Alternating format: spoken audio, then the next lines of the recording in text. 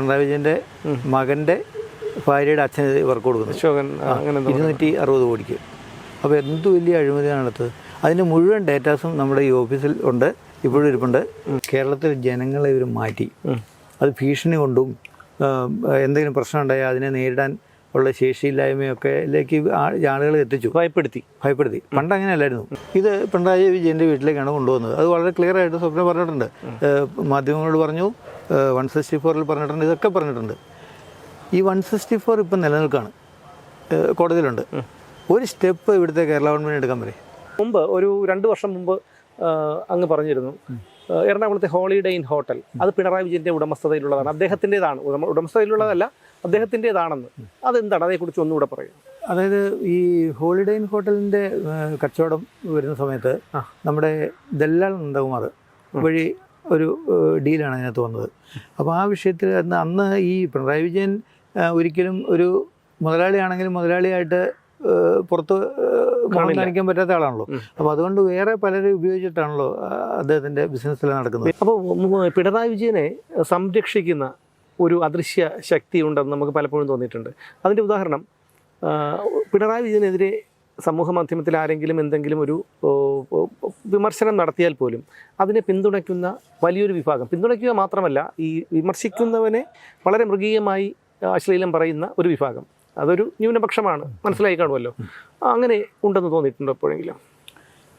ഇത് പിണറായി വിജയൻ എന്ന് പറയുന്ന ഒരു ബിംബമാണ്. ഈ അഴിമതി, കൊള്ളരുതായ്മ ഇതെല്ലാം കാണിക്കുന്നവരുടെ ഒരു ഒരു ദൈവത്തെ പോലെ കാണുന്ന ഒരാളാണ് പിണറായി വിജയൻ. അതുകൊണ്ട് പിണറായി വിജയനെ തൊടാൻ ആരും സമ്മതിക്കില്ല ഇവർ, ഈ ഒരു വിഭാഗം. അതൊരു എനിക്ക് പലപ്പോഴും തോന്നിയിട്ടുള്ള കാര്യമാണ്. ഇപ്പം അങ്ങ് പറഞ്ഞത് ശബരിമല വിഷയം, ശബരിമലയിൽ അയ്യപ്പനെ എതിരെ പിണറായി സർക്കാർ ഈ ഗെയിമും കൊണ്ട് വന്നപ്പോൾ അതിനെ അയ്യപ്പനെ സംരക്ഷിക്കാൻ വേണ്ടി നാടൊന്നാകെ ഇറങ്ങിത്തിരിച്ചു. അമ്മമാരും കുട്ടികളും കൊച്ചുകുട്ടികളും എല്ലാവരും, ഒരുപാട് ഒട്ടനവധി ആളുകൾ അയ്യപ്പനെ സംരക്ഷിക്കാൻ ഇറങ്ങിത്തിരിച്ചു. അയ്യപ്പനെ എല്ലാവരും സംരക്ഷിക്കുന്ന ആളാണ്. അപ്പോൾ അയ്യപ്പനെ സത്യത്തിൽ ഇവരുടെ ഒന്നും സംരക്ഷണം ആവശ്യമില്ല. അദ്ദേഹത്തെ തൊട്ട എല്ലാവരോടും ഭഗവാൻ അതിൻ്റെ പകരം വീട്ടുന്നുണ്ട്, അത് കാര്യങ്ങൾ അങ്ങനെ പോകുന്നുണ്ട്. പക്ഷേ നമ്മുടെ ഉള്ളിൽ അയ്യപ്പനൊരു അപകടം പറ്റിയിരിക്കുകയാണ് കേട്ടോ, നമ്മൾ ചെയ്യേണ്ടതെന്നൊരു തോന്നലുണ്ട് എന്ന് പറഞ്ഞവരാണ്. പിണറായി വിജയനെതിരെ എന്ത് നീക്കം നടന്നാലും അപ്പോൾ തന്നെ അതിനെതിരെ അദ്ദേഹത്തിനൊരു കവർ. ഇത് അയ്യപ്പനോട് താരതമ്യപ്പെടുത്താൻ എനിക്ക് താല്പര്യമില്ല. കാരണം ഈ റൊമാനിയയിലും US-ലൊക്കെ ഈ സാത്താൻ സേവ ഉണ്ടെന്ന് പറയുന്നത്, ഈ സാത്താൻ സേവയ്ക്ക് വലിയ പിന്തുണയും ഈ അംഗബലവും ഒക്കെ ഉള്ളവരാണ്. അപ്പോൾ ഈ സാത്താൻ സേവക്കാർ അതിനെ അനുകൂലിച്ചുകൊണ്ട്, അതായത് സാത്താൻ സേവയ്ക്കെതിരെ ആരെങ്കിലും എന്തെങ്കിലും പറയുകയോ ചെയ്യുകയോ ചെയ്താൽ അവരെ പ്രതിരോധിക്കുന്ന ഒരു രീതിയാണ്. അതിന് ശരി, അങ്ങ് പറഞ്ഞ കറക്റ്റാണ്. അപ്പോൾ ഈ പിണറായി വിജയൻ എന്ന് പറയുന്നത് ഈ അത് വേണമെങ്കിൽ ഇതിനെ ഒരു ദുഷ്ടശക്തിയാണല്ലോ. അപ്പോൾ ഈ ദുഷ്ടശക്തികളെ സംരക്ഷിക്കാനും ആളുകളുണ്ട്. അപ്പോൾ അതിൻ്റെ ഭാഗമായിട്ടാണ് ഇതെല്ലാം നടക്കുന്നത്. അപ്പം ജുഡീഷ്യറിയിൽ ഇവരുടെ ആളുകൾ കയറി കൂടിയിട്ടുണ്ട്, പോലീസിലുണ്ട്, എല്ലാ തരം ബ്യൂറോക്രാറ്റിക് സെക്ടറിൽ ഇവർ കയറി ഇരിക്കുകയാണ്.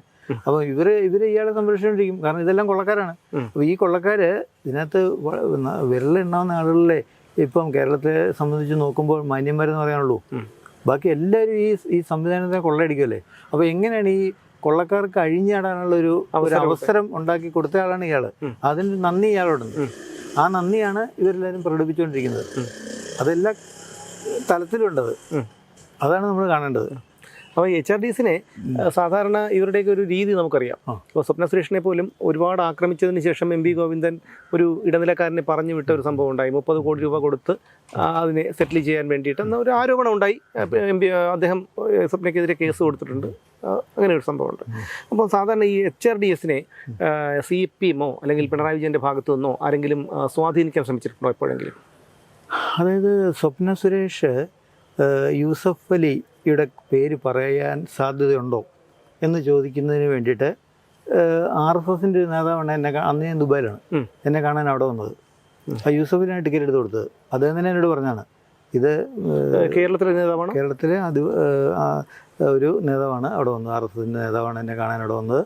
അത് നമ്മളെ ഇവിടെ CPM-ആയിട്ടൊക്കെ വളരെ അടുത്ത ബന്ധമുള്ള നമ്മുടെ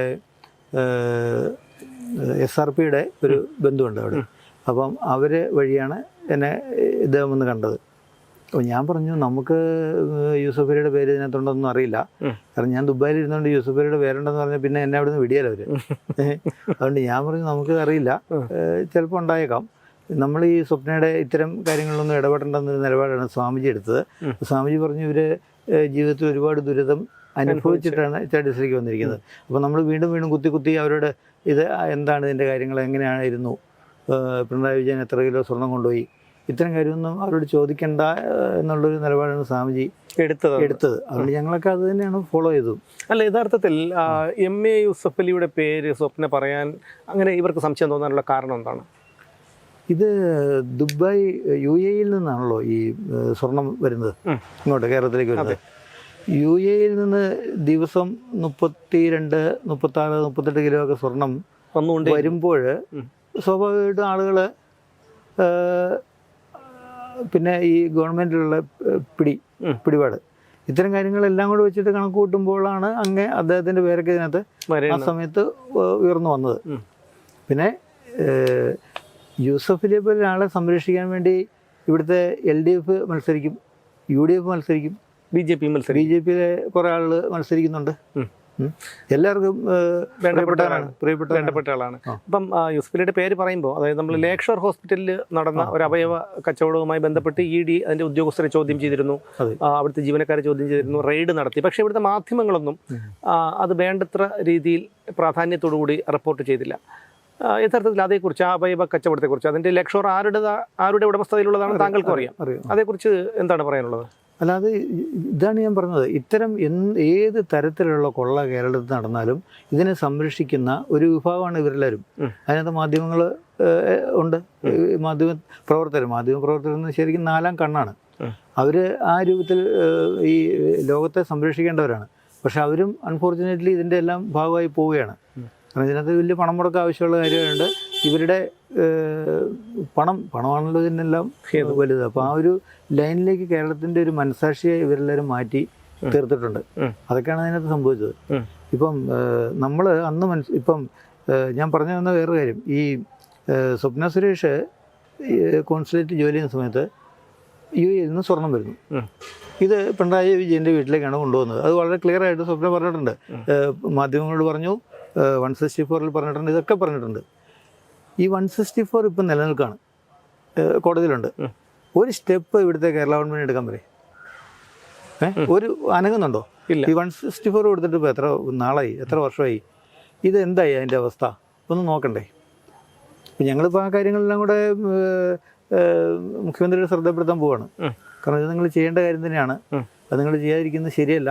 നിങ്ങളൊരു വലിയ ചതിയാണ് കേരളത്തിലെ ജനങ്ങളോട് ചെയ്യുന്നത് എന്ന് നമുക്ക് പറയേണ്ടതായിട്ടുണ്ട്. അപ്പോൾ അതുകൊണ്ട് ഞങ്ങളതിപ്പം പോവും, നമ്മളല്ലാതെ ഇപ്പോൾ കോടതിയിലേക്ക് പോവും. കോടതികൾ പിന്നെ ഇത് എടുക്കില്ല. കാരണം അവർക്ക് അവരുടെ മുമ്പിൽ ഒരു കൊലപാതകം നടക്കുന്ന കണ്ടാലും അതാരും പരാതി കൊണ്ട് വരട്ടെ എന്ന് പറയുന്ന ഒരു ലൈനാണല്ലോ. അല്ലാതെ നമ്മൾ വ്യത്യസ്ത കുറച്ച് 1-2 ന്യായാധിപന്മാർ മാത്രമേ വ്യത്യസ്തരായിട്ടുള്ളൂ. ബദറുദ്ദീൻ സാറിനെ പോലെയുള്ള, അല്ലെങ്കിൽ ഒരു പക്ഷേ ഒരു പരിധിവരെ ദേവൻ രാമചന്ദ്രനെ പോലെ ഉണ്ടാകുന്ന ഞാൻ പറയില്ല, ഉണ്ടായിരുന്ന അദ്ദേഹം മുമ്പ് അങ്ങനെയായിരുന്നു. അല്ലാതെ മറ്റുള്ളവരും ദേവസ്വം ബെഞ്ചിലെ KV ജയകുമാറും രാജാ വിജയരാഘവനും ഒക്കെ നമുക്കറിയാം എന്താണ് അവരുടെയൊക്കെ ഒരു നിലപാടും അവരുടെ ഒരു പോക്കൊക്കെ ഒന്ന്. പക്ഷേ ഒരു ഇടവേളയ്ക്ക് ശേഷം HRDS വീണ്ടും മാധ്യമ ശ്രദ്ധയെ ആകർഷിക്കുന്നത് അങ്ങയുടെ പേരുമായി ബന്ധപ്പെട്ട് വന്ന ഒരു പോക്സോ കേസുമായി ഉള്ള ഒരു പരാമർശത്തിൻ്റെ പേരിലാണ്. പക്ഷേ താങ്കളെ മലയാളത്തിലെ എല്ലാ മാധ്യമങ്ങളും താങ്കളുമായി വളരെയധികം ബന്ധം പുലർത്തുന്ന ഒരാളാണ്. അജി കൃഷ്ണൻ എന്ന് പറയുന്ന ഒരു വ്യക്തിയെ മാധ്യമപ്രവർത്തകർക്കെല്ലാം പലർക്കും വ്യക്തിപരമായി അറിയാവുന്നൊരു കാര്യമാണ്, ഒരു വ്യക്തിയാണ്. അതുകൊണ്ട് തന്നെ പലരും അതിനെ ആ ഒരു ഗൗരവത്തോടു കൂടി എടുത്തുള്ളൂ എന്നുള്ളത് ഒരു ആശ്വാസകരമായിട്ടുള്ള ഒരു കാര്യമാണ്. എന്തായിരുന്നു ആ ഒരു പോക്സോ കേസിലെ യഥാർത്ഥത്തിൽ സംഭവിച്ചത്? അതിനകത്ത് സംഭവിച്ചത്, ഇപ്പം നമ്മൾ ഈ ഓപ്പറേഷൻ സിന്ദൂർ റീഹാബിലിറ്റേഷൻ പ്രോഗ്രാം നമ്മൾ കാശ്മീരിൽ ചെയ്യുന്നുണ്ടല്ലോ. അപ്പോൾ അതോടുകൂടി ആ പ്രോഗ്രാം നമ്മൾ HRDS ഏറ്റെടുത്തപ്പോൾ കേന്ദ്ര ഗവൺമെൻറ്റിൻ്റെ ഏറ്റവും വലിയൊരു സ്വപ്ന പദ്ധതിയാണ്. ലോകത്താദ്യമായാണ് മോദിജിയെ പോലെ ഒരാൾ ഇങ്ങനൊരു തീരുമാനം എടുക്കുന്നത്. യുദ്ധക്കെടുതികളിൽ എല്ലാം നഷ്ടപ്പെട്ടവർക്ക് അവരെ പുതിയ ജീവിതത്തിലേക്ക് തിരിച്ചു കൊണ്ടുവരേണ്ടതായിട്ടുണ്ട് എന്നുള്ളൊരു അത് നമ്മുടെ രാജ്യത്തിൻ്റെ ഒരു ഉത്തരവാദിത്വം തന്നെയാണല്ലോ. കാരണം അവർ നിരപരാധികളാണ്, അവരാരും അല്ല യുദ്ധം ചെയ്യുന്നത്. അപ്പം യുദ്ധം ഒരു ആകസ്മികമായിട്ട് ഉണ്ടാകുന്ന കാര്യം, ഇതൊരു ഡിസാസ്റ്റർ തന്നെയാണ്. അപ്പം അങ്ങനെ പെടുന്നവരെ സഹായിക്കേണ്ട ഉത്തരവാദിത്വം ഇവിടെ ഇതിലൊന്നും പെടാതെ നിൽക്കുന്ന നമുക്കുണ്ട്. ആ ഒരു തിരിച്ചറിവിൽ നിന്നാണ്. ഇപ്പം മറ്റു രാജ്യങ്ങളിലൊക്കെ യുദ്ധം നടക്കുന്നുണ്ട്, പക്ഷെ അവരാരും പിന്നീട് അവരെ തിരിഞ്ഞു നോക്കുന്നില്ല. എവിടെയെങ്കിലും ക്യാമ്പുകളിൽ കൊണ്ടിടും. കുറച്ചുനാൾ കഴിയുമ്പോൾ അവരവിടെ നിന്ന് മടുത്ത് ഇട്ടിട്ട് പോകുന്ന ഒരു സാഹചര്യം ഉണ്ടാകുന്നത്. യുദ്ധത്തിലെല്ലാം തകർന്നവർക്ക് പിന്നെ ഒന്നും പുനർനിർമ്മിച്ച് നൽകുന്ന പരിപാടിയില്ല ഒരിടത്തും.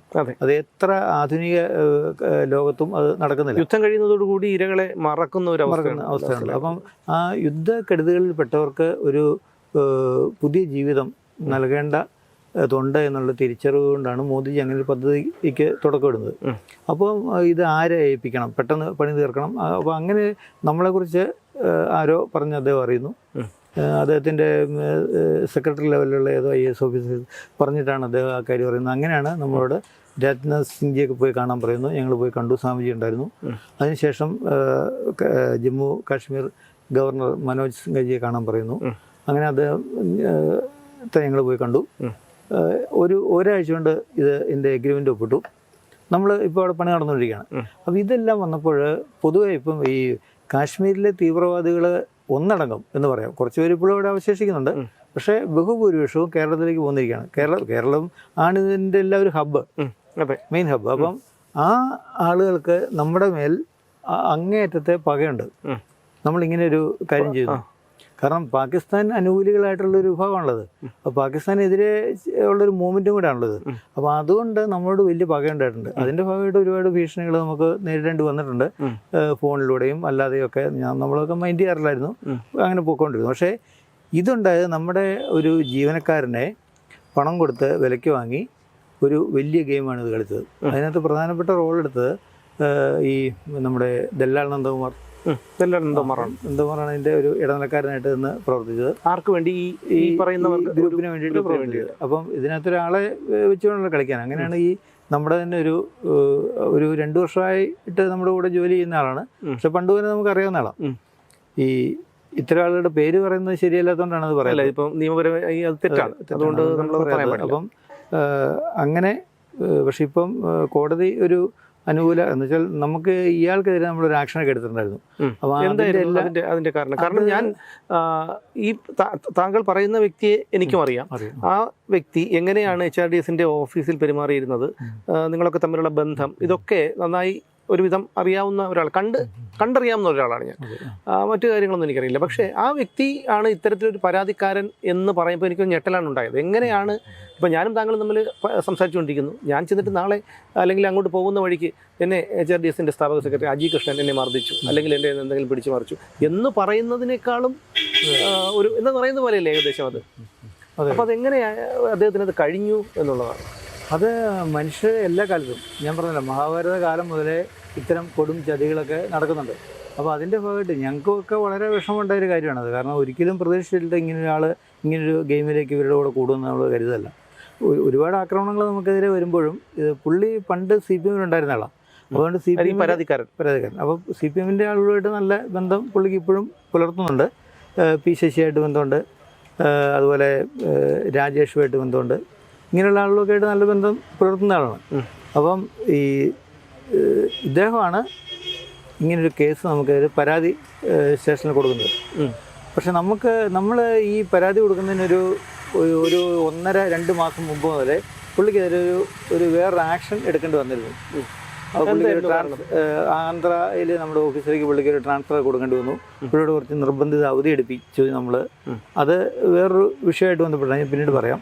അപ്പോൾ അങ്ങനെ ഇതിൻ്റെ എഴുത്തുകുത്തുകളും കത്തുകളും എല്ലാം നമ്മുടെ ഉണ്ടായിരുന്നതുകൊണ്ടും പിന്നെ പുള്ളി എന്നെ ഭീഷണിപ്പെടുത്തിക്കൊണ്ട് ഒരു 20 ലക്ഷം രൂപ ഒരു ശബ്ദ സന്ദേശമൊക്കെ പ്രചരിച്ച ഒരു ഓഡിയോ ഒക്കെ ഉണ്ടായിരുന്നു. അതൊക്കെ ഉണ്ടായിരുന്നത് കൊണ്ട് പോലീസിനെയൊക്കെ നമുക്ക് പെട്ടെന്ന് കാര്യങ്ങൾ ബോധ്യപ്പെടുത്താൻ കഴിഞ്ഞു.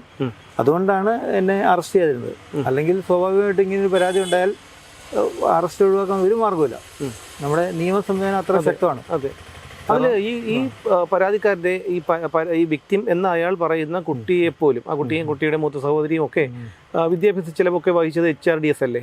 HRDSലെ മുഴുവൻ സ്റ്റാഫിൻ്റെയും കുട്ടികളുടെ വിദ്യാഭ്യാസ HRDS ആണ് ചിലവുകൾ HRDS ആണ് വഹിക്കുന്നത്. എല്ലാ ജീവനക്കാരുടെയും കുട്ടികൾക്കും അല്ലേ? അതെ. കാരണം അതിപ്പോൾ എത്ര വരെ പഠിച്ചാലും, ഇപ്പോൾ MBBSന് പഠിക്കുന്നവരുണ്ട്, അവരുടെ പൈസ നമ്മളാണ് കൊടുക്കുന്നത്. അങ്ങനെ HRDSൽ ഒരു കുട്ടി സ്കൂളിൽ പോകാൻ തുടങ്ങിയാൽ അന്നേരം മുതൽ അല്ലാത്ത ചില കുട്ടികൾക്ക് നമ്മൾ ചെയ്യേണ്ടി വരാറുണ്ട്, പല റെക്കമെൻഡേഷൻ്റെ ഒക്കെ അടിസ്ഥാനത്തിൽ ചെയ്യേണ്ടി വരാറുണ്ട്. പക്ഷേ ഇത് നമ്മൾ ഇതിൻ്റെ ഈ ജോലിയുടെ ഒരു അപ്പോയിൻമെൻറ്റ് ലെറ്ററിൽ തന്നെ പറയുന്ന കാര്യമാണ് കുട്ടികളുടെ വിദ്യാഭ്യാസം വെച്ചായിട്ട് നടത്തും എന്ന്. അപ്പോൾ അതുകൊണ്ട് ഈ കുട്ടികളുടെ കാര്യം നമ്മളാണ് ചെയ്തുകൊണ്ടിരുന്നത്.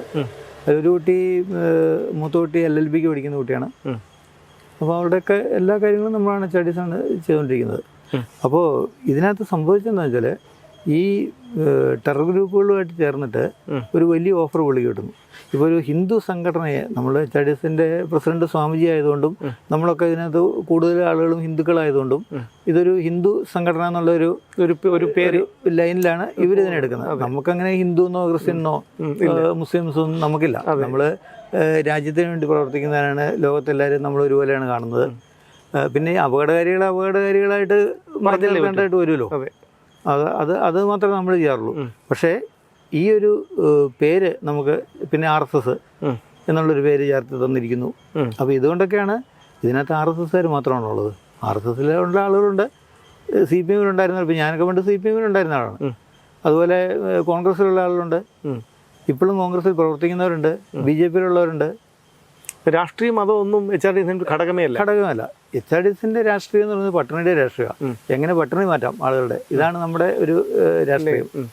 അപ്പം അതിന് വിഷയമായി ബന്ധപ്പെട്ട് ഈ CPM-ൻ്റെ ചില നേതാക്കന്മാരെ ഈ പരാതിക്കാരൻ പോയി കാണുകയും അതിൻ്റെ അടിസ്ഥാനത്തിൽ ഇവരൊരു കോക്കസ് ക്രിയേറ്റ് ചെയ്ത് ആ കോക്കസാണ് ഈ നമ്മുടെ ദല്ലാൽ നന്ദകുമാറിനെ ഈ പരിപാടി ഏൽപ്പിക്കുന്നത്. പുള്ളിയാണല്ലോ ഇതിൻ്റെ കോർഡിനേറ്റർ, പുള്ളിയാണ് ഇതുപോലുള്ള വിഷയങ്ങൾ കോർഡിനേഷനിൽ ഇത്തരം കാര്യങ്ങളെല്ലാം പുള്ളിയാണല്ലോ ചെയ്യുന്നത്. അപ്പോൾ പുള്ളി നമ്മളെയും പല ഇതിനു മുമ്പ് പോലെ ഒരു ആക്രമിക്കുന്ന ലൈൻ ഉണ്ടായിരുന്നു. അല്ല, താങ്കൾക്ക് നേരിട്ട് പരിചയമുണ്ടോ ദല്ലാൽ നന്ദകുമാറിനെ? നേരിട്ട് പരിചയമുണ്ട്. സൗഹൃദം ഉണ്ടായിരുന്നോ? സൗഹൃദമല്ല, പുള്ളി പല ബിസിനസ്സുകളുമായിട്ട് ഇവിടെ വന്നിട്ടുണ്ട്. നമുക്ക് ഫണ്ട് അവിടെ നിന്ന് വാങ്ങിത്തരാം, ബോംബെ നിന്നൊരു ഏജൻസിയുടെ ഇന്നൊരു 350 കോടി രൂപ വാങ്ങിത്തരാം എന്നൊക്കെ പറഞ്ഞിട്ട് വരികയും ഒക്കെ ചെയ്തിട്ടുണ്ട്. അങ്ങനെ പല വട്ടം ഇങ്ങനെ HRDസിന് ഫണ്ട് അറേഞ്ച് ചെയ്ത് കൊണ്ടുതരാം എന്നൊക്കെ പറഞ്ഞിട്ട്, അത് പുള്ളി മാത്രമല്ല ഒരുപാട് പേര് ഇങ്ങനെ വരാറുള്ളതാണല്ലോ. അങ്ങനെ പരിചയം പുള്ളിയുണ്ട്. അപ്പം പക്ഷെ പുള്ളിയുടെയൊക്കെ ഒരു പ്രശ്നം എന്താണെന്ന് വെച്ചാൽ ഈ ഇതുപോലത്തെ എന്തെങ്കിലും ഒരു കാര്യം ആരെങ്കിലും പറഞ്ഞാൽ അത് ഏറ്റെടുക്കും. അങ്ങനെ ഒരു പ്രത്യേക ക്യാരക്ടറാണ്, ജോലി അതുപോലെ അതാണ്. അപ്പോൾ ഈ പുള്ളിയുണ്ട്. പിന്നെ എറണാകുളത്തുള്ളൊരു അഡ്വക്കേറ്റ് മനോരഞ്ജൻ എന്ന് പറഞ്ഞിട്ട് ഒരു അഡ്വക്കേറ്റ്. മനോരഞ്ജൻ HRDസിൽ പ്രവർത്തിച്ചിരുന്ന ആളല്ലേ? പണ്ട് കുറച്ച് നാൾ ഉണ്ടായിരുന്ന ആളാണ്. അപ്പോൾ അന്ന് ഈ ഇങ്ങനെ കുറേ പേരുണ്ടല്ലോ നമ്മുടെ ആളുകൾ. അപ്പോൾ അങ്ങനെ ഇപ്പോൾ ജോയി മാത്യു ഉണ്ട്, ഇങ്ങനെ പഴയ കുറേ ആളുകളുണ്ടല്ലോ. അപ്പോൾ അത്തരം ആളുകളുടെ രാജു, ബിജു, ഇങ്ങനെ കുറേ പേരുണ്ടല്ലോ. അപ്പോൾ ആ തലത്തിലുണ്ടായിരുന്ന ഒരാളാണ് ഈ മനോരഞ്ജനും. അപ്പോൾ മനോരഞ്ജൻ ഈ ദല്ലാൽ നന്ദകുമാറുമായിട്ട് നല്ല ബന്ധമുണ്ട്. അപ്പോൾ ഇവർ രണ്ടുപേരും കൂടെ ചേർന്നിട്ടാണ് ഈ പറഞ്ഞ പരാതിക്കാരനെ കൂടെ വിലക്കെടുത്തുകൊണ്ട് ഈ കാര്യങ്ങൾ നടക്കുന്നത്. അപ്പോൾ അമൃതാനന്ദമയി മഠത്തിനെതിരെ വലിയ ഗുരുതരമായ ആരോപണങ്ങൾ ക്രിസ്ത്യൻ ഗ്രൂപ്പുകൾ കൊണ്ടുവന്നപ്പം അന്ന് CPM ആണ് അതിനെ ഏറ്റെടുത്തത്. ബ്രിട്ടാസ് വിദേശ വനിതയുടെ ഇൻ്റർവ്യൂ എടുക്കാൻ വേണ്ടി അമേരിക്കയിൽ പോയി, ഓസ്ട്രേലിയയിൽ പോയി, അങ്ങനെയൊക്കെയുള്ള കാര്യങ്ങൾ. അതിൻ്റെ പിന്നിലും ദല്ലാൽ നന്ദകുമാറിൻ്റെ പങ്കുണ്ടായിരുന്നു. അതിൻ്റെ പിന്നിൽ ദല്ലാൽ നന്ദകുമാറിനല്ല പങ്കുള്ളത്. അത് ശരിക്കും ഇവർ CPM ഡയറക്റ്റ് ഓപ്പറേറ്റ് ചെയ്താണ്. ഈ വിഷയത്തിൽ പക്ഷേ ദല്ലാളാണ് ഇതിനകത്ത് കളിച്ചത്. കാരണം മുസ്ലിം ഗ്രൂപ്പുകളുടെ നിന്ന് ഫണ്ട് വാങ്ങണമായിരുന്നു, അതിന് വേണ്ടിയിട്ടുള്ള ക്രമീകരണം ചെയ്ത് 10 കോടി രൂപയാണ് ഇവർ ഉറപ്പിച്ചതെന്നാണ് നമുക്ക് അറിയാൻ കഴിഞ്ഞത്. അതിൽ 1 കോടി രൂപ അഡ്വാൻസ് ആയിട്ട് കൊടുത്തു. അതിൽ 10 ലക്ഷം രൂപയാണ് ഈ പരാതിക്കാരന് കൊടുത്തത്. കാരണം പരാതിക്കാരൻ്റെ കുറച്ച് കടങ്ങളുണ്ടായിരുന്ന കേൾ വീട്ടിട്ടുണ്ട്. അതൊക്കെ നമുക്ക് അതിൻ്റെ ഡേറ്റാസ് എല്ലാം പോലീസ് എടുത്തു. ഇത് ആരുടെ കടമാണ്, സോഴ്സ് ഇല്ലാതെ വീട്ടിൽ കളയും. അതെ, അതെല്ലാം എടുത്തു. ആ ഡീറ്റെയിൽസ് എല്ലാം അവർ എടുത്തിട്ടുണ്ട്. അപ്പോൾ അങ്ങനെയാണ് നമുക്ക് ഈ ദല്ലാളിലേക്ക് ഈ സംഭവം എത്തുന്നത്. നമ്മൾ കണ്ടെത്തതല്ല, പോലീസ് കോൾ റെക്കോർഡ് വെച്ചിട്ട് എല്ലാം എടുത്താണ്. ആ സമയത്ത് ഈ പറഞ്ഞ പരാതിക്കാരനിവിടെ കേരളത്തിൽ വരികയും ഇവരെ എല്ലാം കാണുകയും ഇവരെ ബന്ധപ്പെട്ട ആളുകളുടെ ഡീറ്റെയിൽസ് എടുക്കുകയും എല്ലാം ചെയ്തിട്ട്, അപ്പോൾ നമ്മളിപ്പോൾ അത് NIAക്ക് എല്ലാം പരാതി കൊടുത്തിട്ടുണ്ട്. ഇതൊരു രാജ്യവിരുദ്ധ പ്രവർത്തനത്തിൻ്റെ ഭാഗമായിട്ട് ചെയ്തൊരു കാര്യമാണ്. കാരണം HRDസിനെ പോലെ ഒരു ഓർഗനൈസേഷനെ തകർക്കുന്നതിന് വേണ്ടിയിട്ട് ഏതറ്റം വരെയും പോകും എന്നുള്ളതിൻ്റെ ഒരു ഉത്തമ ഉദാഹരണമാണ്. അത് അദ്ദേഹം ആ ഓഡിയോ സന്ദേശത്തിൽ പറയുന്നുണ്ടല്ലോ, ഏതറ്റവും വരെയും പോകും എന്നൊരു വാക്ക് പറയുന്നുണ്ട്. അതെ. അതിൽ താങ്കളോട് പൈസ ചോദിച്ചിരുന്നു, 20 ലക്ഷം രൂപ ചോദിച്ചിരുന്നു. അപ്പം നമ്മളെ സംബന്ധിച്ചൊരു പ്രശ്നം എന്ന് വെച്ചാൽ HRDസിന് അങ്ങനെ ഒരു ഭീഷണിയുടെ മുമ്പിൽ നിന്നുകൊണ്ട് പൈസ എടുത്തു കൊടുക്കാനൊന്നും പറ്റില്ല. മാത്രമല്ല അങ്ങനെ കൊടുക്കുന്ന ഒരു രീതി നമുക്കില്ലല്ലോ. ഇത് അങ്ങനെ ചെയ്യാൻ പറ്റുന്നൊരു കാര്യമല്ല. അപ്പം നമ്മളതിനൊന്നും വഴങ്ങാതെ വന്നു കഴിഞ്ഞാൽ പറഞ്ഞാൽ എന്തും കാണിക്കും എന്നുള്ളൊരു ലൈൻ എടുക്കുവാണ്. അപ്പോൾ അതിനെ നേരിടാനേ പറ്റുള്ളൂ നമുക്ക്. പക്ഷെ ഭാഗ്യത്തിന് ഈ രേഖകളെല്ലാം നമ്മുടെ ഉണ്ടായിരുന്നതുകൊണ്ടും അവർക്ക് അപ്പോൾ പോലീസ് ഇപ്പോൾ കൊടുത്ത റിപ്പോർട്ടിൽ, കോടതി കൊടുത്ത റിപ്പോർട്ടിൽ ഇവരുടെ ഈ മൊഴികൾ അല്ലാതെ വേറെ യാതൊരു രേഖയും ഇതിനകത്തില്ലെന്നും, പക്ഷെ നമ്മളുടെ സൈഡിൽ നിന്ന് ഇവർക്കെതിരെയുള്ള ഇത്തരം രേഖകൾ മുഴുവൻ ഹാജരാക്കാൻ കഴിഞ്ഞു എന്നുള്ളൊരു, അതുകൊണ്ട് ജി കൃഷ്ണൻ ഇതിൽ പ്രതിയല്ല എന്ന് പറഞ്ഞിട്ട് ആണ് കോടതിയുടെ ഫൈൻഡിങ് വന്നിട്ടുള്ളത്. അപ്പോൾ ഇപ്പം നിലവിൽ അങ്ങനെയാണ് അതിൻ്റെ സ്ഥിതി. ഈ പിന്നീട് അതിനുശേഷം ഈ പരാതിക്കാരൻ എന്തെങ്കിലും കോംപ്രമൈസിനോ അതുമായിട്ട് എന്തെങ്കിലും നമ്മുടെ ഈ മറ്റേ BJP ലൈനിലുള്ള പലരുമായിട്ട് സംസാരിച്ചിട്ടൊക്കെ അങ്ങനെ വന്നിരുന്നു. പക്ഷെ നമുക്ക് കേസ് പിൻവലിക്കാൻ അതെ. അപ്പോൾ ഇത്തരം കാര്യത്തിൽ നമ്മളെ സംബന്ധിച്ച് ഒരു കേസുമായിട്ട് ഒരാൾ പോയിട്ട് അത് പിൻവലിക്കേണ്ട കാര്യമൊന്നുമില്ല. കാരണം നമ്മളെന്തെങ്കിലും തെറ്റ് ചെയ്തെങ്കിൽ മാത്രമേ നമുക്ക് ഭയക്കേണ്ടതായിട്ടുള്ളൂ. അതുകൊണ്ട് നമ്മൾ പറഞ്ഞ അത്ര ഒരു പരിപാടിക്കും നമ്മളില്ല, അത് കേസിൻ്റെ വഴിക്ക് തന്നെ പോട്ടെ എന്ന് പറഞ്ഞു. പിന്നെ ഇനിയിപ്പം നമ്മൾ ഇദ്ദേഹത്തിനെതിരെ കേസുകൾ കൊടുക്കേണ്ടതായിട്ടുണ്ട്. കാരണം ഈ പെൺകുട്ടികളുടെ ജീവിതം സുരക്ഷിതമാക്കുന്നതിന് വേണ്ടിയിട്ട് പാർലമെൻറ്റ് പാസ്സാക്കിയ ഒരു നിയമത്തെ ഇങ്ങനെ പണം ഉണ്ടാക്കാനും അല്ലെ ആളുകളെ ഭീഷണിപ്പെടുത്താനും വേറെ സംവിധാനത്തെ തകർക്കുന്നതിനുമൊക്കെ വേണ്ടിയിട്ട് ദുരുപയോഗപ്പെടുത്തുക എന്ന് പറയുന്നത് അങ്ങേയറ്റം കുറ്റകരമായ ഒരു കാര്യമാണ്. അപ്പോൾ കോടതി തന്നെ പരാമർശിച്ചു ആ വിഷയം കോടതിയിൽ. അപ്പം അതുകൊണ്ട് ഇനിയിപ്പോൾ അങ്ങനെ പോകേണ്ടതായിട്ടുണ്ട്. HRDS ഈ അട്ടപ്പാടിയിലൊക്കെ ഒരുപാട് ആദിവാസികൾക്ക്, അതായത് അവരുടെ ഒരു സർക്കാരിൻ്റെ വീട് അവർക്ക് കിട്ടാത്തത് കൊണ്ടാണ് HRDSന് അതിൽ ഇടപെടേണ്ടി വന്നതും ആ ഒരു വീടുകൾ നിർമ്മിച്ചു കൊടുത്തതും ഒക്കെ. പക്ഷേ പിന്നീട് അത് സർക്കാർ തന്നെ പറഞ്ഞു അത് വാസയോഗ്യമല്ല. അങ്ങനെ പല ആരോപണങ്ങളൊക്കെ ഉന്നയിച്ച് ആണ് HRDSന് കേരളത്തിൽ പ്രവർത്തിക്കാൻ അനുമതി നിഷേധിച്ചതും HRDS പിന്നീട് ഒഡീഷയിലേക്ക് പോയതും. മടങ്ങി വരാൻ സാധ്യതയുണ്ടോ? കാരണം അടിസ്ഥാന വർഗം, ആദിവാസികളാകട്ടെ, അതിൽ എന്തോ ആയിക്കോട്ടെ, അടിസ്ഥാന വർഗത്തിന് ഇപ്പോഴും പലരും വീടില്ലാത്തവരുണ്ട്. അങ്ങനെയൊക്കെയുള്ള ഒരുപാട് കഷ്ടപ്പാടുകളിലൂടെ കടന്നു പോകുന്ന ആൾക്കാരുണ്ട്. അപ്പോൾ അതുകൊണ്ട് തന്നെ കേരളത്തിലേക്ക് മടങ്ങി വരാൻ, ഭരണമാറ്റം ഉണ്ടായ സ്ഥിതിക്ക് കേരളത്തിലേക്ക് മടങ്ങി വരാനുള്ള സാധ്യതയുണ്ടോ? ഇപ്പോൾ തന്നെ പല കോണുകളിൽ നിന്നും അങ്ങനെ നമ്മളോട് സംസാരിക്കുന്നുണ്ട്. കോൺഗ്രസിൻ്റെ പല ആളുകളും സംസാരിച്ചു. കേരള കോൺഗ്രസിൽ നിന്നുള്ള ജോസഫ് സാറുമൊക്കെ ആയിട്ട് നമുക്ക് നല്ല ബന്ധമുണ്ടല്ലോ തൊടുപുഴയിൽ. അദ്ദേഹത്തിൻ്റെ മകൻ ഒക്കെ നമ്മൾ വന്ന് കണ്ടിരുന്നു. അങ്ങനെ സംസാരിക്കുന്നുണ്ട്. പക്ഷേ പ്രശ്നം എന്താണെന്ന് വെച്ചാൽ ഇപ്പം നമുക്കുള്ളൊരു കുഴപ്പം, ഇതിന് അന്ന് ഇങ്ങോട്ടുള്ള ഫണ്ട് നമ്മൾ അറേഞ്ച് ചെയ്തിരുന്നതാണ്. ഇപ്പോൾ ആ ഫണ്ടാണ് എല്ലാം നമ്മൾ ഒഡീഷയിലേക്ക് മാറ്റേണ്ടി വന്നത്. അപ്പം ഇനി പുതിയ പ്രപ്പോസൽ വെച്ച് ഫണ്ട് അനുവദിച്ച് എടുക്കണം, അത് അനുവദിപ്പിക്കണം. അതാണ് അതിൻ്റെ ഒരു തടസ്സമായിട്ട് ഇപ്പം നിൽക്കുന്ന ഒരു കാര്യം. അതൊന്ന് കഴിഞ്ഞാൽ നമുക്കത് വരാമെന്നുള്ളത് ചെയ്യാവുന്നതേ ഉള്ളൂ. ഈ ഒഡീഷ സർക്കാരിൻ്റെ ക്ഷണപ്രകാരമാണോ അങ്ങോട്ട് പോയത്? അതെ. കാരണം ഒഡീഷയിൽ ഇപ്പം BJP വന്നപ്പോൾ അവിടെ ഇത്തരത്തിലുള്ള ഡെവലപ്മെൻറ്റ് ആക്ടിവിറ്റീസ് വളരെ കുറവാണ്. കഴിഞ്ഞ 25 വർഷം ബിജു ജനതാദളാണ് അവിടെ ഭരിച്ചത്. അപ്പം അന്ന് അവരെ സംബന്ധിച്ച് ഈ CPMൻ്റെ വേറൊരു പതിപ്പാണ്. ഈ സോഷ്യലിസം എന്ന് പറയുന്ന ഒരു കളി മാത്രമേ ഉള്ളൂ. അവരൊക്കെ വളരെ ഗംഭീരമായിട്ട് സുഖമായിട്ട് ജീവിക്കുകയാണ്. അയാൾ താമസിക്കുന്ന വീട് 350 കോടി രൂപ വിലയുള്ള വീടാണ്. ഈ ബിജു പട്നായിക് അല്ല, നവീൻ പട്നായിക്, അദ്ദേഹത്തിൻ്റെ മകനാണ്. അവിടെ മറ്റേ ആൾ മരിച്ചല്ലോ. അപ്പോൾ ഇവരൊക്കെ അതിസമ്പന്നരാണ്. അപ്പം അവർ താമസിക്കുന്ന അത്തരം സുഖസൗകര്യത്തിൽ താമസിക്കുമ്പോഴും അവിടുത്തെ ജനങ്ങൾ ഒരു നേരത്തെ ഫുഡ് കഴിക്കാനില്ല. ഒരു മേഖല, ഇപ്പം ഭുവനേശ്വർ പോലുള്ള ചില മേഖലകളിൽ സമ്പദ് സമൃദ്ധമാണ്. അവിടെ എല്ലാ സാമ്പത്തികമായിട്ടൊക്കെ ഉയർന്ന മെച്ചപ്പെട്ട ആളുകളാണുള്ളത്. നല്ല ബ്രാൻഡഡ് ഷോപ്പുകൾ അങ്ങനെ എല്ലാം ഉണ്ട്. പക്ഷേ അവിടുന്ന് ഒരു 10 കിലോമീറ്റർ മാറിയേ പോയി ദരിദ്രരുടെ ഒരു മേഖലയാണത്. ഇപ്പം നമ്മളുടെ വീട് പണി അവിടെ നടന്നുകൊണ്ടിരിക്കുന്നത്, ഞാൻ കഴിഞ്ഞ ദിവസം അവിടെ പോയിരുന്നു. അവിടുന്നാണ് ഞാൻ ഇങ്ങോട്ട് കേരളത്തിലേക്ക് വന്നതിപ്പം. അത് നമ്മുടെ മയൂർഭഞ്ച് എന്ന് പറയുന്ന സ്ഥലത്താണ്. നമ്മുടെ പ്രസിഡന്റ് ദ്രൗപദി മുർമുജിയുടെ സ്ഥലമാണ്. അവിടെയൊക്കെ എന്ന് പറഞ്ഞാൽ അതിഗുരുതരമായ അവസ്ഥയിലാണ് ആളുകൾ താമസിക്കുന്നത്. ഇപ്പം നമ്മുടെ പ്രസിഡന്റ് വന്നതിന് ശേഷം മാത്രമാണ് ഇപ്പോൾ ഒരു മാറ്റങ്ങൾ വന്നു തുടങ്ങുന്നത്. അപ്പോൾ നമ്മളിപ്പോൾ അവിടെ 2500 വീട് അവിടെ പണിയുകയാണ്. അതിൻ്റെ പണി നടന്നുകൊണ്ടിരിക്കുന്നു. വീണ്ടും കുറച്ച് ഫണ്ട് കൂടെ ഡയറക്റ്റ് പ്രസിഡന്റിൻ്റെ ഫണ്ട് തരാമെന്നൊരു ധാരണയായിട്ടുണ്ട്.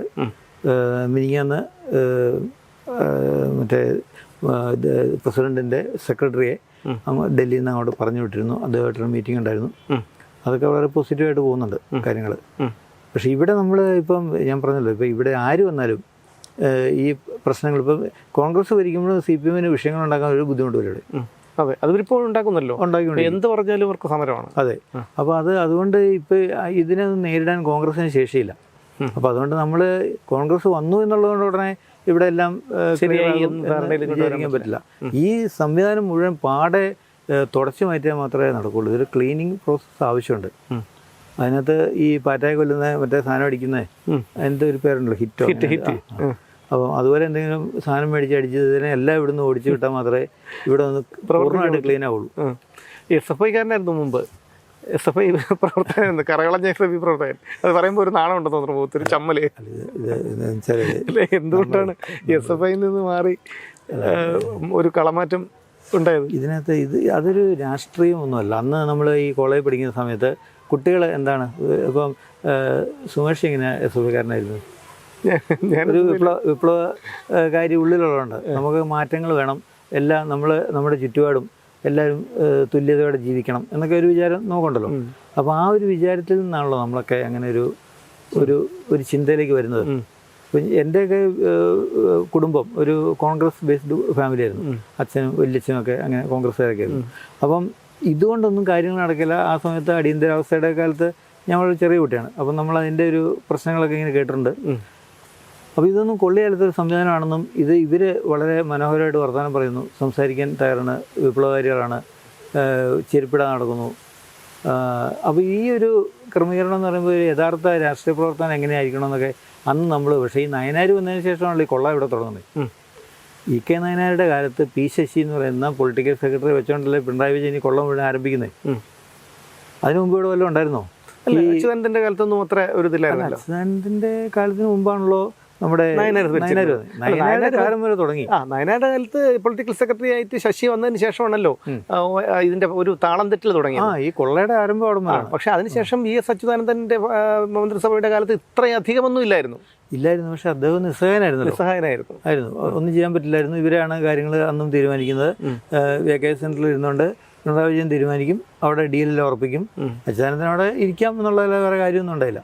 അപ്പം ആ ഒരു കാലം, അന്ന് കിട്ടിയ ആ ഭരണത്തിൻ്റെ ഒരു രുചി ഇവർ ഈ ഇപ്പോഴും അനുഭവിച്ചുകൊണ്ടിരിക്കുക. ഇപ്പോൾ പിണറായി വിജയൻ പുറത്തു പോയിട്ടും ഇപ്പോൾ സ്വപ്ന പറയാറുണ്ട്, ഈ ശിവശങ്കർ ഇല്ലല്ലോ. അതെ. എന്നിട്ടും ശിവശങ്കറാണ് ഇപ്പോഴും പിണറായിയുടെ ബിസിനസ് മുഴുവൻ നോക്കി നടത്തുന്നത്.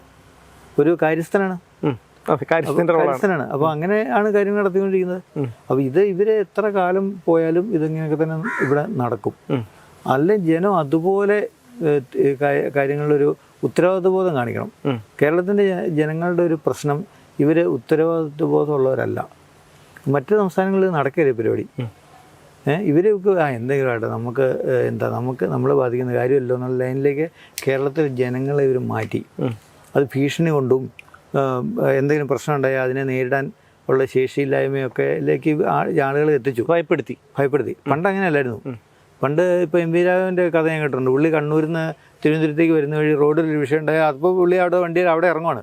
എന്നിട്ട് അവിടെ വണ്ടി പോകും. പുള്ളി ആ പ്രശ്നം തീർത്തിട്ട് പിന്നെ എപ്പോഴെങ്കിലും വരുന്ന വണ്ടിയിൽ പുള്ളി പിന്നെ കയറി പോകുന്നത്. അദ്ദേഹത്തിൻ്റെ മകനാണ് നികേഷ് കുമാർ എന്ന് പറയാൻ നമുക്ക് തന്നെ നാണക്കേടാണ്. അപ്പോൾ അങ്ങനെയുള്ള നേതാക്കന്മാരുണ്ടായിരുന്നൊരു കാലമായിരുന്നു. അവിടെ നിന്നാണ് ഇത്രയ്ക്ക് അധപതിച്ചു പോയത് ഈ സംവിധാനം. ഈ സംവിധാനം അധപതിച്ചപ്പോൾ ഈ CPM നന്നായിരുന്നെങ്കിൽ കോൺഗ്രസ് നന്നാവുമായിരുന്നു. കുഞ്ഞാലിക്കുട്ടി വളരെ മിടുക്കനായ ഒരു മന്ത്രിയെ മാറിയനെ. ഒരു നയ പൈസ കഴിവ് നടത്താത്ത കുഞ്ഞാലിക്കുട്ടി പോലെ പ്രഗത്ഭനായ ഒരാളുണ്ടോ? ഈ ബ്യൂറോക്രസിയുടെ എല്ലാ പ്രശ്നങ്ങളെയും വളരെ ലാഘവത്തോടെ കൈകാര്യം ചെയ്യാൻ കഴിയുന്നതായിട്ട് കൊണ്ടുപോയി ശേഷിയുള്ള ഒരാൾ വേറെ ആരുള്ളത് ഇല്ല. ഇപ്പോൾ TM ജേക്കബ് സാറൊക്കെ അതുപോലെ ആ ലെവലിലുള്ളവരൊക്കെ ചെയ്തിട്ടുണ്ട്. ബ്യൂറോക്രാറ്റുകൾ IAS കാണിക്കുന്ന മണ്ടത്തരങ്ങൾക്ക് കൂട്ടു നിൽക്കാതിരിക്കുകയും നീ അത് ചെയ്യടാന്ന് പറയുകയൊക്കെ ചെയ്യാനുള്ള പ്രായം ഉള്ളവരാണ്. പക്ഷേ ഇവർ പോലും അഴിമതിക്കാരും കുഴപ്പക്കാരുമായി പോകുന്നതിൻ്റെ ഏക കാരണം ഈ CPM ആണ്. ഇതിനെല്ലാം CPM എന്ന് പറയുന്ന ഒരു പേടി ആളുകൾക്കുണ്ടായിരുന്നു പണ്ട്. ഇപ്പം അതില്ല. CPM എന്ന് പറഞ്ഞാൽ കൊള്ളക്കാരുടെ കയ്യിലായി. അല്ല, ഇതിപ്പോൾ ഈ പണ്ടത്തെ ഈ ചട്ടമ്പി, കവല ചട്ടമ്പി, നമ്മൾ ഈ ഗ്രാമപ്രദേശങ്ങളിലൊക്കെ ഊച്ചാളിമാർ ചട്ടമ്പി ആണെന്നൊക്കെ പറയും. അപ്പോൾ ഈ ഗുണ്ടകളെന്നൊക്കെ ഇപ്പോഴും വന്നാണല്ലോ ചട്ടമ്പി ഊച്ചാളി എന്നൊക്കെ പറയുമല്ലോ. അപ്പോൾ ഇവരൊക്കെ ഈ നല്ല കാലത്ത്, ഇവരുടെ ചെറുപ്പകാലത്തൊക്കെ ആൾക്കാർക്ക് ഒരു ഭയം ഉണ്ടായിരുന്നു. ഈ വരയ അണ്ടർവെയർ, അതിൻ്റെ മുകളിൽ അണ്ടർവെയർ കാണത്തക്ക രീതിയിൽ മുണ്ടും മടക്കി കുത്തി ബീഡിയും കത്തിച്ച് ചുണ്ടിൽ വെച്ച് തലയിലൊരു തോർത്തും ചുറ്റി നിൽക്കും. പക്ഷേ ഇതൊക്കെ കുറേ വർഷങ്ങൾ കഴിഞ്ഞ് ഒന്ന് എണീറ്റ് നടക്കാൻ പറ്റാതെ ആകുമ്പോഴത്തേക്ക് ഇവരെ കാണുന്ന ഒരു രീതിയിലാണ് ഇപ്പോൾ CPM ആൾക്കാർ കാണുന്നത്. ആ ഒരു രീതി. അന്നാ ഗുണ്ടയെ ഊച്ചാളി പേടിയുണ്ടായിരുന്നു. ഇന്നിപ്പം ഊച്ചാളിക്ക് എണീറ്റ് നടക്കാൻ പറ്റില്ല എന്നുകൊണ്ട് ആ ഒരു, പക്ഷേ എങ്കിലും ഞാൻ പഴയ ഒരു ഗുണ്ടയായിരുന്നു എന്നുള്ളത് കാണിക്കാനൊക്കെ അവർ ശ്രമിക്കുന്നുണ്ട്. പക്ഷെ നടക്കുന്നില്ല. ഒരു പരിഹാസപാത്രമായി പോവുകയാണെന്നുള്ളതാണ്. അതിപ്പോൾ ഒരു കുടുംബം കേരളത്തെ അയാളുടെ ഭാര്യയ്ക്കും മക്കൾക്കും ഒക്കെ വേണ്ടിയിട്ട് കേരളം പോലൊരു സംസ്ഥാനത്തെ ഇങ്ങനെ ദുരുപയോഗപ്പെടുത്തിയ ഒരു കാലം വരെ ഉണ്ടോ? അല്ല, എല്ലാ രാഷ്ട്രീയക്കാരും, അതായത് 99% രാഷ്ട്രീയക്കാരും അഴിമതിക്കാർ തന്നെയാണ്. 1% അങ്ങനെയല്ല നമുക്ക് കരുതാം. പക്ഷേ എല്ലാ രാഷ്ട്രീയക്കാരും കാണിക്കുന്നത് പോലെയോ അല്ലെങ്കിൽ അതിലൊരു 10% കൂടുതലോ കാണിച്ചോട്ടെ, പ്രശ്നമില്ലായിരുന്നു. പിണറായി വിജയന് വെറുക്കപ്പെടില്ലായിരുന്നു. ഇന്ന് പിണറായി വിജയൻ എന്നുള്ളൊരു പേര് കേട്ടാൽ പോലും ജനങ്ങൾക്കൊരു ഒരു എന്താണ്, ഒരു അറപ്പ് പോലെ, അല്ലെങ്കിൽ ഒരു ഭയമൊന്നുമില്ല, അങ്ങനെ പുച്ഛമാണല്ലോ. അപ്പോൾ ആ പുച്ഛത്തിലേക്ക് ഈ സംവിധാനത്തെ, ഈ പാർട്ടി അടക്കം കൊണ്ട് എത്തിച്ചതിനകത്ത് ഇയാൾക്ക് വലിയ ഉത്തരവാദിത്തമുണ്ട്. കാരണം ഇയാൾക്കെതിരെ വന്ന പോലെ ആരോപണം എവിടെയാണ് വന്നിരിക്കുന്നത്? പണ്ട് ബോഫോഴ്സ് അഴിമതി നടക്കുന്നു ഇന്ത്യയിൽ, രാജീവ് ഗാന്ധിയുടെ കാലത്ത്. അത് 300 കോടിയുടെ അഴിമതിയേ ഉള്ളൂ. അന്നത്തെ 300 കോടിയാണത്. ഈ പിണറായി വിജയൻ ഇവിടുത്തെ വൈദ്യുതി മന്ത്രിയായിരുന്ന സമയത്ത് 350 കോടിയുടെ അഴിമതിയാണ് ഇവിടെ നടത്തിയത്. ഒരു ചെറിയ സംസ്ഥാനത്ത് ചെറിയ ഇടപാടിലൂടെ 1.5 വർഷം മുഖ്യമന്ത്രിയായിരുന്നപ്പോൾ അതെ നടത്തിയത്.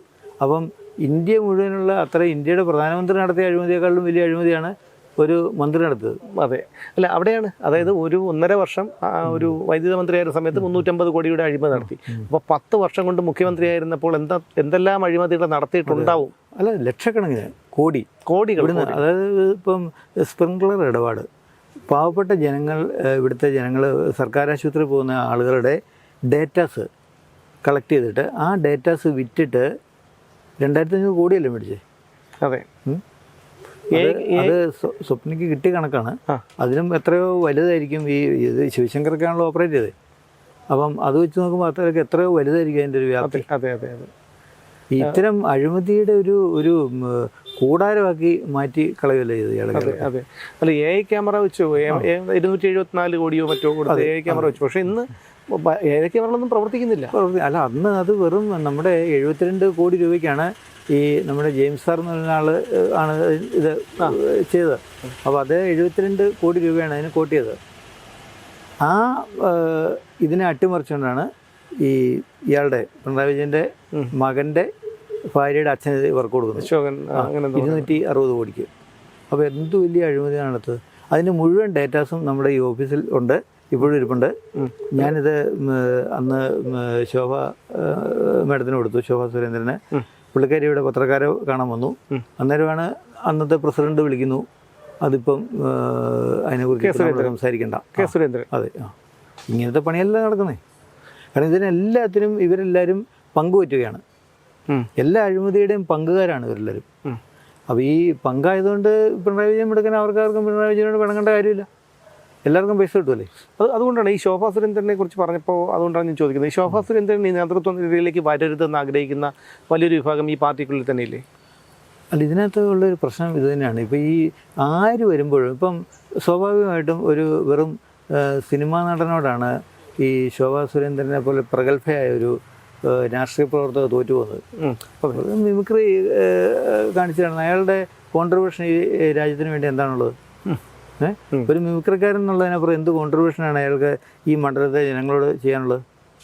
അതുപോലെയാണോ ഒരു രാഷ്ട്രീയ പ്രവർത്തകർ? അവരുടെ ലൈഫ് മുഴുവനും 13ാമത്തെ വയസ്സ് മുതൽ അവർ ABVP വരുന്നു, അവിടെ മുതൽ ഇതിനകത്ത് വളർന്നു വന്ന് ഈ ലെവലിലേക്ക് ഒരാൾ എത്തിച്ചേരുന്നത് എങ്ങനെയാണ്? അപ്പോൾ അവരെ നിഷ്കരണം വലിച്ചെറിയാൻ വേണ്ടി ഈ പാലക്കാട് ജനങ്ങൾ തീരുമാനിക്കുന്നത് എങ്ങനെയാണ്? പാർട്ടിയുടെ ഒരു തശയില്ലാതെ പറ്റില്ലല്ലോ, ഒരിക്കലും പറ്റില്ല. അപ്പം അതൊക്കെയാണ് ഇതിനകത്ത് നടക്കുന്ന കാര്യങ്ങൾ. അപ്പോൾ ഒരു 5-6 വർഷം മുമ്പ് മുതലൊരു മിമിക്രി കാണിച്ചു വന്ന ഒരാൾക്ക് ഇവിടുത്തെ പൊളിറ്റിക്കൽ രംഗത്തേക്ക് കടന്നു വരാൻ പറ്റുമെങ്കിൽ അവർക്ക് പറ്റാതെ പോകുന്നുണ്ട്. ഇത് കേരളത്തിൻ്റെ ഒരു വലിയ അപകടമാണ്. പൊളിറ്റിക്കൽ ഇൻ്റലിജൻസിൻ്റെ പോരായ്മയാണ്. കേരള ജനത പൊളിറ്റിക്കലി ഇൻ്റലിജൻസ് ഇല്ലാത്തവരാണ്. അതെ, ആ പ്രശ്നമാണ് ഇതിനകത്തൊക്കെ കാരണം. അതെല്ലാം അന്വേഷിക്കേണ്ടതായിട്ടുണ്ട്. സന്താമോണിക്കയും വീണയായിട്ട് എന്താണ് ബന്ധം? വീണ എത്രയോ ദിവസങ്ങൾ ഇയാളുടെ അതിഥിയായിട്ട് താമസിച്ചിട്ടുണ്ട്. ഈ ഡെന്നിസിൻ്റെ അതിഥിയായിട്ട്. പിന്നെ കോട്ടയത്ത് ഇവിടെ എറണാകുളത്ത് അബാദ് ഹോട്ടലിൽ എത്രയോ ദിവസങ്ങൾ വീണ താമസിച്ചിരിക്കുന്നു. പ്രൊഫഷണലായിട്ട് ഈ ദല്ലാൽ പണി ചെയ്യുന്ന ഒരാളാണ് പിണറായി വിജയൻ. അല്ല, ഇതിനകത്ത് ഇവർക്ക് ഈ പുള്ളിക്ക് ഒരു കമ്മ്യൂണിസവും ഇല്ല, ഒരു ആ തരത്തിലുള്ള യാതൊരു ഇതെല്ലാം ഒരു ഇസം പറഞ്ഞിട്ട് ആളുകളെ ഒരു പ്രത്യയശാസ്ത്രത്തിൻ്റെ പേരിൽ പറ്റിക്കുന്ന പരിപാടിയാണല്ലോ നടക്കുന്നത്.